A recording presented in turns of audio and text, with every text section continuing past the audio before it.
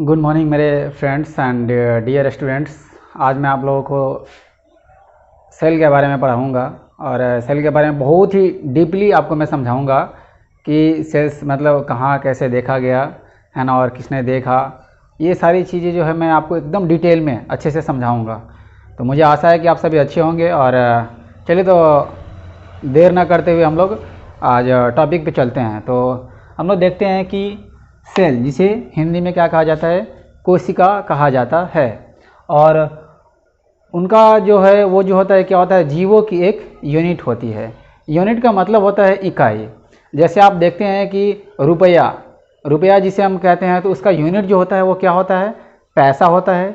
ठीक उसी प्रकार से क्या होता है कि जो एक जीवन जो होता है, चाहे किसी भी जीव का मतलब लाइफ हो या कोई भी जीव क्यों ना हो, उनका जो यूनिट जो होता है वो क्या होता है, सेल होता है, क्योंकि वो सेल से ही बना होता है। तो यही बातें हैं यहाँ पे। तो हम देख पा रहे हैं कि जो सेल जो है वो लैटिन वर्ड से बना हुआ है। किससे बना हुआ है? लैटिन वर्ड, जिसका मतलब होता है सेल्यूल। सेल्यूल का मतलब होता है क्या, यहाँ पे स्मॉल कमरा, स्मॉल रूम होता है। उसका मतलब क्या होता है, स्मॉल रूम होता है। फिर यहाँ पे हम बात कर रहे हैं तो जितने भी एनिमल सेल्स जो होते हैं, वेदर प्लांट हो चाहे बैक्टीरिया हो, सभी के सभी क्या होते हैं, सेल्स से बने होते हैं, कोशिकाओं से बने होते हैं। ऑल एनिमल्स, है ना, जितने भी है, आप पूरी दुनिया में जितने भी एनिमल को देखेंगे जो जीवित हैं, तो वो क्या है, कहीं ना कहीं वो सेल के ही बने होते हैं, जिसे हम हिंदी में कोशिका कहते हैं। और सेल को क्या कहा गया है, basic structural and functional unit of life कहा गया है। क्यों कहा गया है? क्योंकि आपको मैं बता दूं कि सेल जो होता है वो बहुत ही मतलब वो सबसे छोटी इकाई होती है। और ये क्या करता है कि जो काम होते हैं उनका वो एक फंक्शन जो है ना वो करता है। और यही फिर क्या करता है, आगे टिश्यू बन के फिर मतलब टिश्यू बन जाएंगे। जब ग्रुप ऑफ सेल्स होंगे तो फिर ग्रुप ऑफ टिश्यूज जो होंगे वो क्या करेंगे, ऑर्गन बनाएंगे। फिर ग्रुप ऑफ ऑर्गन जो क्या करेंगे, पूरा का पूरा एक ऑर्गन सिस्टम बना देंगे, एक कंप्लीट ऑर्गेनिज्म बना देंगे। तो यहाँ पे हम देख रहे हैं कि ये जो होता है, जो सेल होती है, वो सेल क्या होता है, वो फंक्शनल यूनिट ऑफ लाइफ कहलाता है, क्योंकि वो सबसे छोटी इकाई होती है। और वो क्या करती है, काम करती है। वो ऐसा नहीं कि कुछ भी नहीं करता, वो काम करता है। ठीक है, जैसे आप देख पा रहे हैं एक तरीके से कि घर को बनने के लिए क्या होता है, सबसे जो बड़ी रॉ मटेरियल होता है वो क्या होता है, ईंट होता है। क्या होता है, ईंट होता है। फिर ईंट से जोड़ करके हम क्या करते हैं, दीवार बनाते हैं। फिर दीवार से जोड़ करके चार दीवारी बन करके वो क्या होता है, फिर रूम बनाते हैं। ठीक वैसा ही होता है हमारा मतलब एनिमल्स में क्या होता है कि जो सेल होते हैं, फिर सेल्स क्या करते हैं, मिल करके क्या होता है कि टिश्यू बनाते हैं, मतलब उसे उत्तक कहते हैं। फिर उत्तक जो होते हैं टिश्यूज वो क्या करते हैं कि फिर मिल करके क्या करते हैं, कंबाइन हो करके फिर आगे वो क्या करते हैं, ऑर्गन बनाते हैं। फिर ऑर्गन जो होते हैं, फिर ग्रुप ऑफ ऑर्गन क्या करते हैं, फिर आगे एक ऑर्गन सिस्टम बना करके एक कंप्लीट ऑर्गेनिज्म जो जीव होते हैं उनका निर्माण करते हैं। तो उनकी जो एक इकाई जो होती है, कि आपने देखा कि यहाँ पे किस तरीके से एक बड़ा जो एनिमल होता है वो एक छोटे से चीज़ से मिल करके धीरे धीरे बनते गया और वो एक कंप्लीट एनिमल हो गया। तो इसीलिए क्या होता है कि सेल जो होता है, सेल को यूनिट ऑफ लाइफ कहा गया है।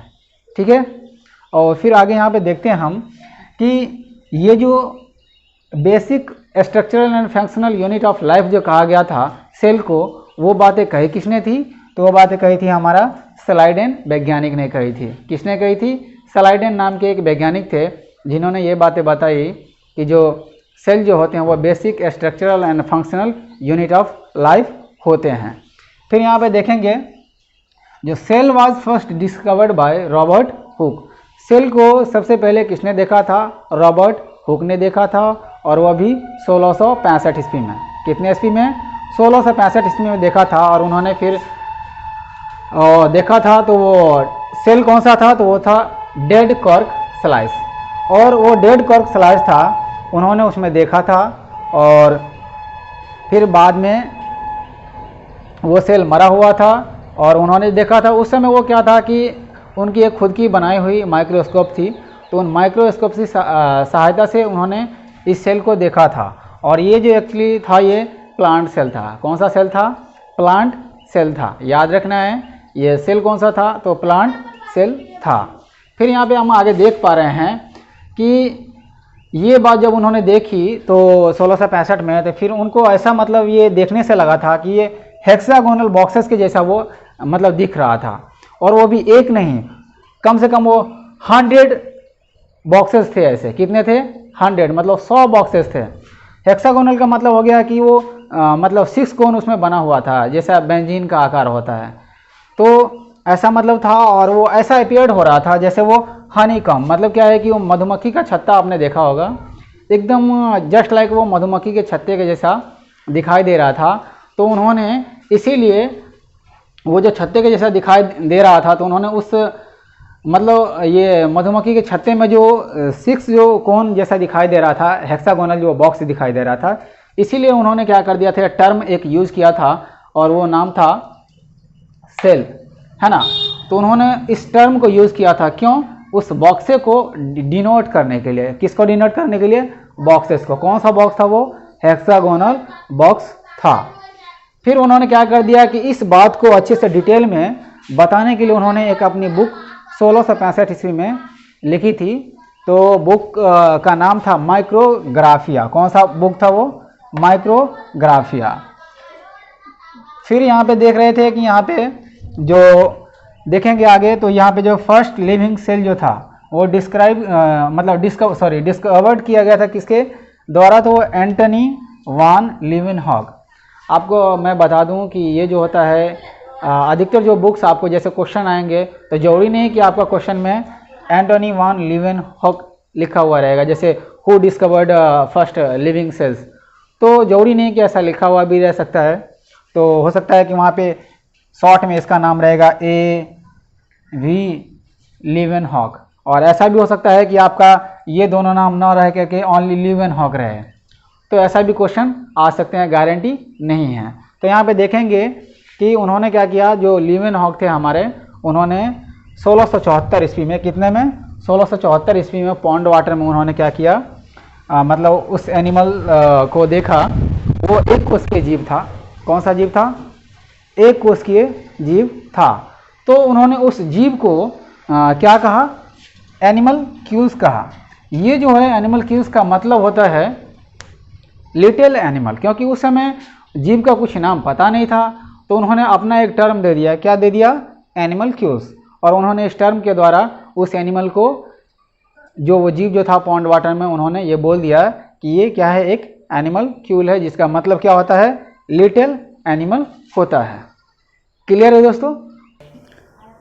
इन 1838 Schleiden defined the cell as the basic unit of plant cell.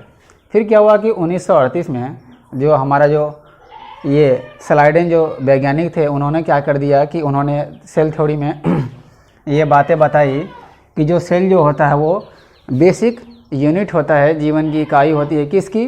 तो जो पादप कोशिका होती है उसकी, मतलब प्लांट सेल की। फिर 1 साल बाद 1 ईयर लेटर क्या हुआ कि यहाँ पे हो गया स्वान। उन्होंने क्या कर दिया 1839 में, 1839 में उन्होंने भी मतलब सेल थ्योरी दिए। उन्होंने ये बातें बताई कि जो सेल जो होते हैं वो बेसिक यूनिट ऑफ क्या होते हैं? एनिमल सेल होते हैं। उन्होंने ये बातें बताई कि जो सेल जो होते हैं किसके मतलब यूनिट होते हैं, तो उन्होंने बताई कि एनिमल के होते हैं। तो इन दोनों की जो सेल थ्योरी है दोनों ने अलग अलग दिए। क्यों? क्योंकि उन्होंने मतलब कि बाद में देखा 1938 में जो हमारा स्लाइडेन वैज्ञानिक थे, उन्होंने इसीलिए उन्होंने मतलब उनके बारे में बताया। फिर ये जो हमारे जो स्वान थे वैज्ञानिक, इन्होंने क्या कर दिया कि 1939 में उन्होंने ये बातें बताई कि सेल की जो बेसिक जो यूनिट होती है वो क्या होती है? ये हमारा मतलब एनिमल सेल की, तो वो एक सेल होता है। तो इन दोनों ने मतलब ये थ्योरीज दी है। फिर क्या हुआ कि बाद में हमारे एक और भी वैज्ञानिक आए और उनका नाम था रुडोल्फ विर्चो। रुडोल्फ विर्चो ने फिर क्या किया आगे कि उन्होंने उन दोनों थ्योरीज़ को कंबाइन कर दिया। क्या किया?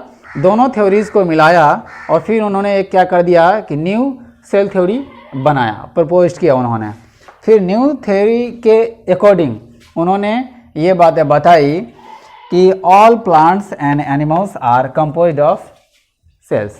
उन्होंने ये बात बताई कि जो प्लांट हैं और जो एनिमल्स हैं वो सारे के सारे क्या हैं कि वो किसके बने होते हैं? सेल्स के बने होते हैं। फिर यहाँ पे गौर से देख रहे हैं कि जो cells is the basic unit of life, मतलब क्या है कि जो जीवन की इकाई है वो क्या होते हैं? सारे के सारे सेल्स होते हैं। फिर उन्होंने तीसरा भी बताया कि all cells are arise from the pre existing cells. जितने भी सेल्स होते हैं इस वातावरण में, इन्वायरमेंट में, वो सारे के सारे जो होते हैं जो वातावरण में पहले से मौजूद सेल्स हैं उन्हीं से क्या होते हैं? वो बनते हैं। वातावरण में क्या होता है? जो पहले से सेल्स हैं मौजूद हैं उन्हीं के द्वारा क्या होता है? न्यू सेल्स बनते हैं। और उसका एक्सेप्शन है, जो सेल थ्योरी का एक्सेप्शन है वो क्या है? वायरसेस। वायरस क्या है? उस सेल थ्योरी के एक्सेप्शन हैं। तो यहाँ पे देख रहे हैं कि जो जितने भी जो जीव हैं, है ना, पूरे जीव को क्या किया गया है कि 2 भागों में बांटा गया है नंबर ऑफ सेल्स के आधार पे। कितने भागों में बांटा गया है? 2 भागों में बांटा गया है नंबर ऑफ सेल्स के आधार पे। दैट मीन्स कोशिकाओं के संख्या के आधार पे 2 भाग में बांटा गया है। तो पहला जो हमारा है वो क्या है? Unicellular organism. तो मैं आपको बता दूं कि यूनि का मतलब क्या होता है? सिंगल होता है। क्या होता है? सिंगल। और इसी वर्ड से क्या है कि यूनिक भी बना हुआ है। और जो लोग बोलते रहते हैं कि यूनिक मतलब ये यूनिक है, दैट मीन्स क्या है? वो सिंगल है, सिंगल पीस। तो ऐसा ही है, यूनिक का क्या मतलब होता है? सिंगल होता है। तो हम ये कह सकते हैं कि जितने भी सेल्स हैं, जितने भी मतलब जो जीव हैं जो क्या करते हैं? ओनली एक सेल वाले हैं। कितने वाले? एक कोशिकाओं वाले। वो क्या कहलाते हैं? हमारा एक कोशिकीय जीव कहलाते हैं। तो उनमें बहुत सारे एग्जांपल्स हैं, जैसे आप देखेंगे कि यहाँ पे अमीबा है, पैरामीशियम है, क्लेमाइडोमोनास है, और यहाँ पे जो बैक्टीरिया है, ये सारे के सारे क्या कहलाते हैं? यूनिसेलुलर ऑर्गेनिज्म कहलाते हैं। क्यों? क्योंकि ये जो बने होते हैं ओनली सिंगल सेल का, ओनली वन सिंगल सेल, उससे ज़्यादा का नहीं बना होता है। फिर यहाँ पे हम दूसरा देख पा रहे हैं, तो ये क्या हमारा मल्टी सेलुलर ऑर्गेनिज्म। तो मल्टी का मतलब क्या होता है? मैनी और मोर देन वन की बात करेंगे। किसकी बात करेंगे? More than one. तो हम यहाँ पे देख पा रहे हैं कि वैसे जीव जिनका क्या होता है, जो बॉडी जो होता है बना होता है कि इसमें एक से ज़्यादा कोशिकाओं का बना होता है, वो हमारा क्या कहलाता है? बहुकोशिकीय जीव कहलाता है, या जिसे हम अंग्रेजी में मल्टी सेलुलर ऑर्गेनिजम्स कहते हैं।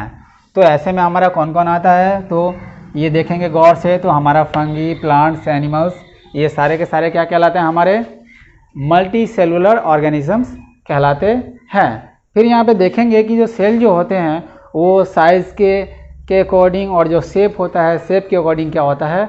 अलग अलग होते हैं। तो यहाँ पे हम देख पा रहे हैं जो यहाँ पे लार्जेस्ट सेल की बात की गई है, वो लार्जेस्ट सेल जो होता है वो क्या होता है? Ostrich egg. ऑस्ट्रिच जो है वो इंग्लिश में नेम है, और इसका जो हिंदी होता है वो शुतुरमुर्ग होता है। और आपको पता ही होगा कि विश्व में जो सबसे बड़ा जो पक्षी होता है वो क्या होता है? शुतुरमुर्ग होता है। और इसके बारे में जनरल नॉलेज में एक और भी क्वेश्चन है कि ये क्या करता है? ये कंकर पत्थर भी खा लेता है। तो विश्व में जो सबसे बड़ा एग जो होता है, अंडा जो होता है, वो इसी पक्षी का होता है। किसका? ऑस्ट्रिच एग, जिसे हम क्या कहते हैं? शुतुरमुर्ग कहते हैं। फिर यहाँ पे हम देख पा रहे हैं कि the longest cell is nerve cell. और जो जीव जो होते हैं ना, उनका जो सबसे लॉन्गेस्ट जो सेल जो होता है वो क्या होता है? नर्व सेल होता है। क्यों? क्योंकि हम यहाँ पे देख पा रहे हैं अगर वो उसका जितना भी बड़ा बॉडी क्यों ना हो, तो कहीं ना कहीं उसका जो लास्ट एंडिंग पॉइंट जो होता है वहाँ से जो इन्फॉर्मेशन जो होते हैं वो सारे के सारे इन्फॉर्मेशन तो वो क्या करते हैं? ब्रेन तक पहुँचाते हैं। तो वो जो इन्फॉर्मेशन जो पहुँचता है वो किसके द्वारा पहुँचता है? नर्व सेल्स के द्वारा ही पहुँचता है। यदि अगर नर्व सेल को काट दिया जाए तो फिर वो आगे इन्फॉर्मेशन जा नहीं पाएगा। जस्ट लाइक आप समझ लीजिए कि नर्व सेल जो होता है, समझ लीजिए बिजली जो होता है, बिजली में एक तार होती है ना, जो तार क्या करता है? एक इलेक्ट्रिसिटी जो क्या होता है वो प्रोवाइड करता है एक जगह से दूसरे जगह। तो वैसा ही हम नर्व सेल को मानेंगे कि क्या करता है? नर्व सेल, है ना, वो इन्फॉर्मेशन को एक जगह से दूसरे जगह पहुंचाता है। और यहाँ पे फिर आगे हम देख पा रहे हैं, तो ये जो हमारा जो सबसे जो छोटा जो सेल होता है, सबसे छोटी जो कोशिका होती है, वो